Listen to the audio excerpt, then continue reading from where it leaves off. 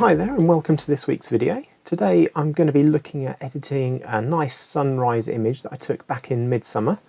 So this particular image is of a sculpture in one of our local parks in Milton Keynes called the Light Pyramid, and it's designed in such a way that it lines up perfectly with the rising sun exactly at midsummer.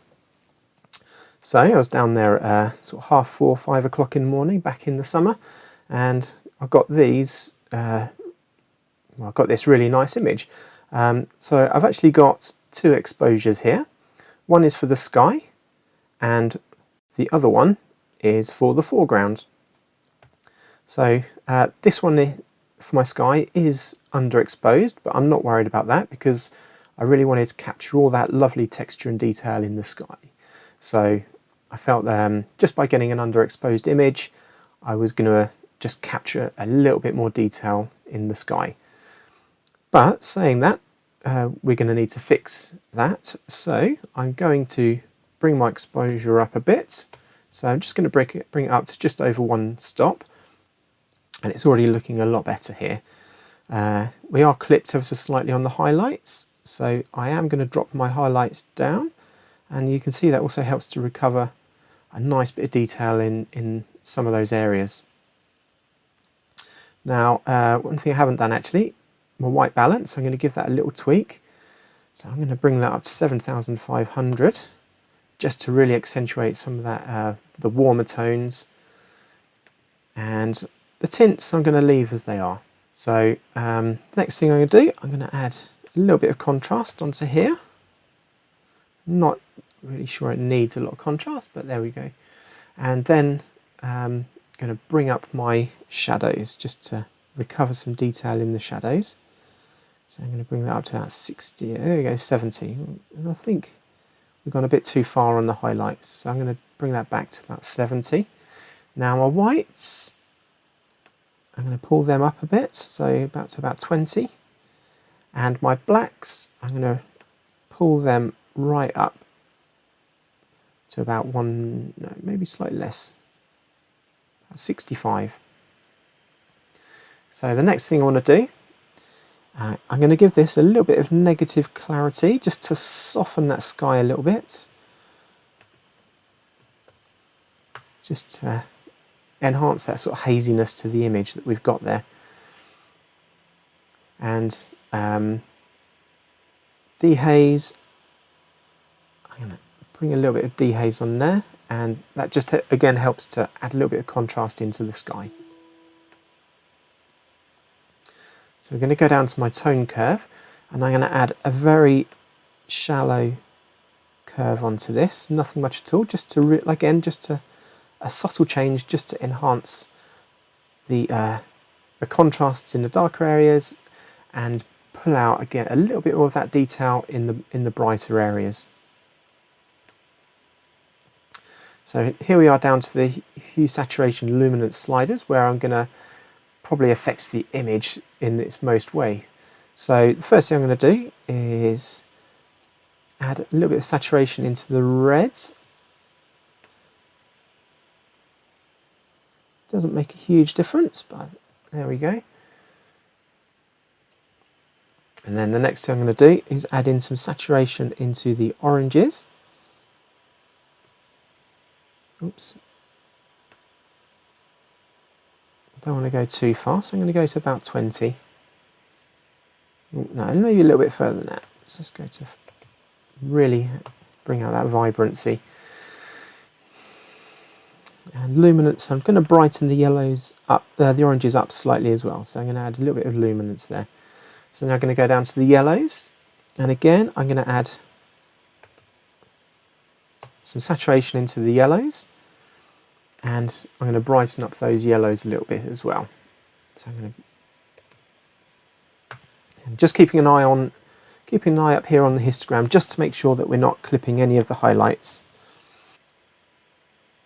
And the rest of the sliders, I'm going to leave them as they are because I'm more than happy with the image as it is. Okay, so now I'm down into the colour grading, and if you wanted to, you could adjust these just to really accentuate the sunrise. So I'm going to give this a very subtle tweak. So at my midtones, I'm going to add a tiny amount of orange here. My shadows, I'm going to add a slight blue hue to them, just to really add a bit of drama to that sky. I think just a little bit into the blues really helps. And the highlights, again, just add the tiniest amounts of orange into the highlights. Again, this is all about being subtle. You don't want to take the image too far, because you could just create something that is just too unrealistic. But here, I think we've achieved a really nice balance. Oops, I can't scroll. So next thing I'm going to have a quick look at doing. I'm more than happy with the sharpness of this image. You can see in the background we've got the wind turbines, and it's all lovely. And we've got some nice textures in the sky. But as you can see, we do have a little bit of noise from where we've boosted the exposure from being slightly underexposed. So I am going to add a little bit of noise reduction.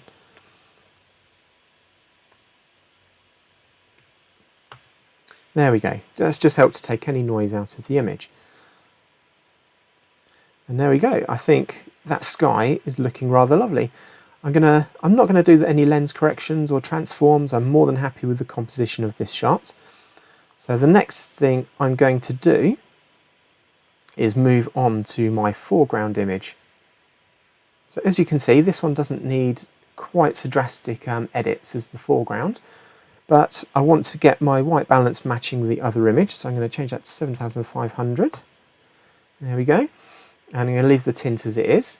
The exposure, I'm going to add a little bit of exposure here, just to brighten it up. And again, like before, I'm going to drop my highlights down and pull up the shadows. There we go, that's looking good already. And whites, probably drop just a touch, and blacks, I feel like we can drop those blacks actually, because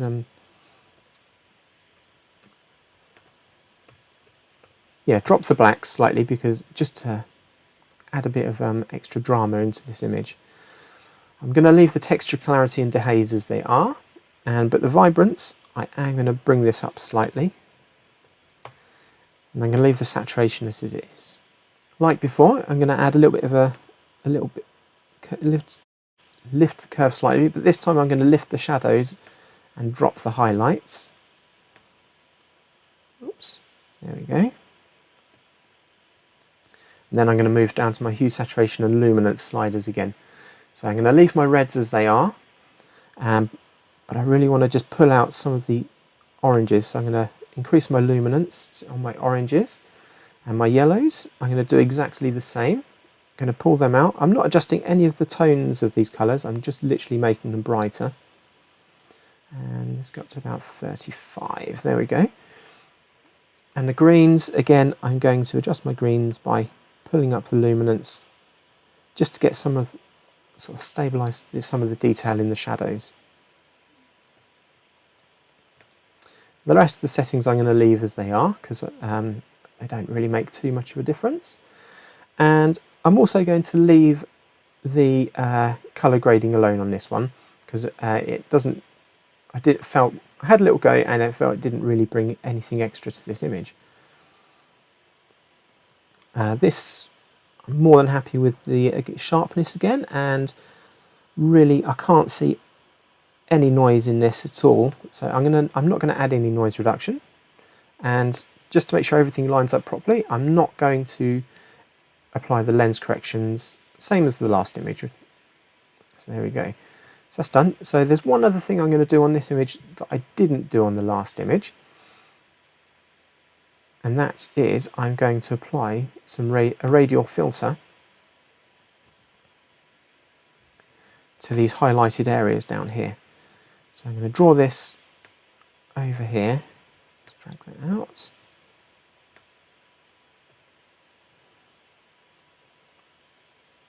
And what I'm going to do is pull up the exposure on this to 0.5. Let's reset that. And then just brighten it up a tiny bit more with the shadows. Add a little bit of contrast. And I'm going to leave the highlights as they are. There we go. And then what I'm going to do is duplicate this, bring it over to this side so that we've got the same here. So really what I'm doing here is dodging and burning, so I'm making the brighter areas of the image stand out. And just tweak these so that I'm happy. And then I'm going to add one last radial filter up here. And this is to just accentuate the glow that's coming around the edge of the pyramid. So I can boost the exposure here. And again, just pull up the shadows, tweak the contrast, and pull up the highlights a little bit as well. And I've just realised I forgot to do something on my sky image, and that is again to add a radial filter. So just to add another radial filter here, because I want to again just accentuate that sort of glow that's coming from the sky. So I'm going to bring up boost my exposure. Don't want to add any contrast, and there we go. I think that's looking good. So the next thing we need to do is blend these two images together. So what I'm going to do is open these up in Photoshop. So bear with me 1 minute while I select both these images. I right click and I go Edit in, Open as Layers in Photoshop. So here we go, we've got both images in Photoshop as layers.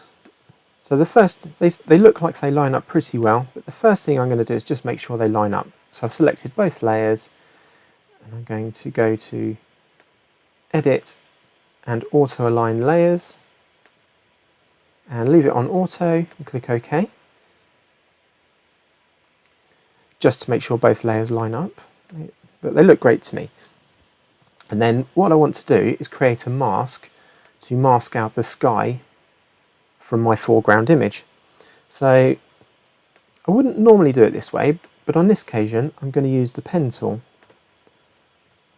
to create my mask. Because we've got the sharp edges in the pyramid, I think this is going to be the best way to go. And we've got a nice edge here that we can use as well. So I'm going to follow the curve of the hill.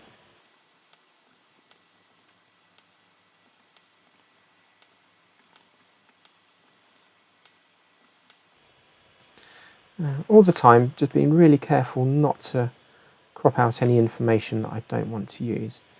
We can always tweak the path afterwards. And I think it's always better to be as accurate as you can from the outset. So there we go. We can really get in tight up here just to make sure we retain all the detail, and there we go.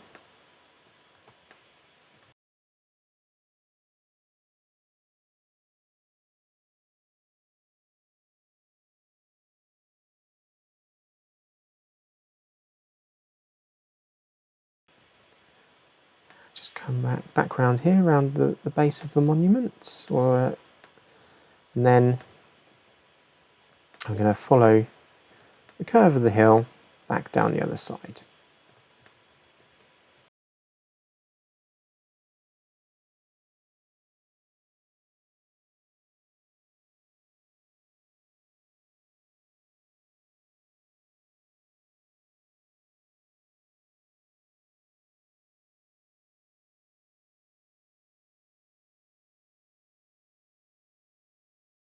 close off the path, and then I'm going to go into paths, just going to double click that to turn it in to save the path, and then I'm going to turn that into a selection. I'm going to go into select, modify, feather, and I'm going to add just a very small feather to that, and then I am simply going to apply my mask, and there we go. We just now need to clean up this edge down here.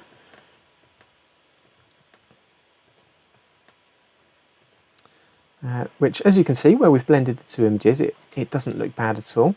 But I'm just going to soften that slightly with a brush. So I'm going to just increase my brush size here and just brush in along here just to recover the nice golden colour we've got on the highlights of those grasses. I don't want to affect too much the pyramid, so I'm going to just keep that brush nice and close into the edge.